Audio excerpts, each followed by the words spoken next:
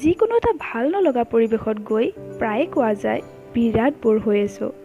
এইটো এটা common sentence যিটো আমি প্ৰায়ে শুনিবলৈ পাওঁ। হয়তো তুমিও দৈনন্দিন জীৱনত প্ৰায় ইউজ কৰা এই বাক্যটো। ইচ্ছা নোহোৱাকৈ কোনোবাটো ঠাইত গ'লে বৰ হোৱা যায়। কেতিয়াবা হয়তো কিছুমান বিয়াত গ'লে বৰ হোৱা, কেতিয়াবা কিছুমানে আলহী খাব গ'লে বৰ হোৱা, কিছুমানে হয়তো কেতিয়াবা কলেজতে বৰ হৈ যোৱা বা কেতিয়াবা কিছুমানে ঘৰতে বৰ হৈ থকা।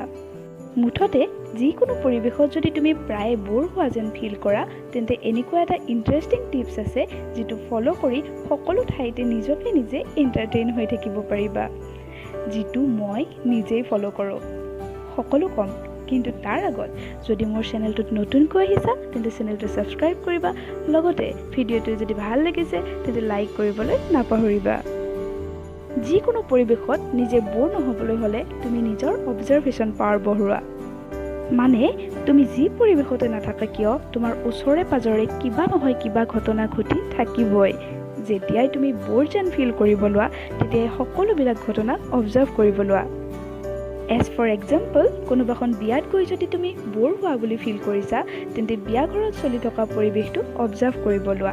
কোনে কেনেকৈ কথা পাতিছে, কোনে কি কৰি আছে, আৰু তেতিয়া তুমি বৰ নোহোৱাকৈ থাকি নিজকে এণ্টাৰটেইন কৰি ৰাখিব পাৰিবা, লগতে আনক অবজাৰ্ভ কৰি বহু কথা শিকিব পাৰিবা।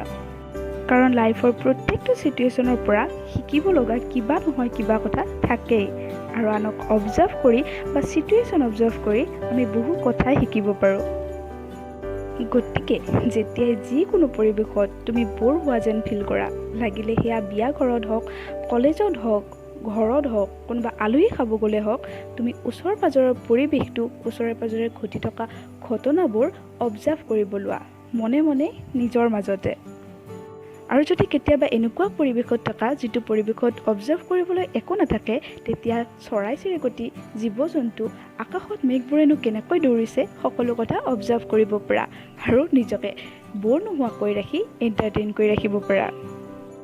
এনেকুৱা যদি তুমি কৰিব পাৰা তেন্তে তোমাৰ অবজাৰভেশ্যন পাৱাৰ বাঢ়িব, যাৰ ফলত ভাল বেয়া সকলো কথা তুমি অনুধাৱন কৰিব পৰা হ'বা, কোনটো ভুল কোনটো শুদ্ধ সকলো কথা নিজে বুজিব পৰা হ'বা, লগতে যিকোনো পৰিৱেশৰ পৰা বহু কথাই শিকিব পাৰিবা, কাৰণ তোমাৰ নলেজ বাঢ়িব।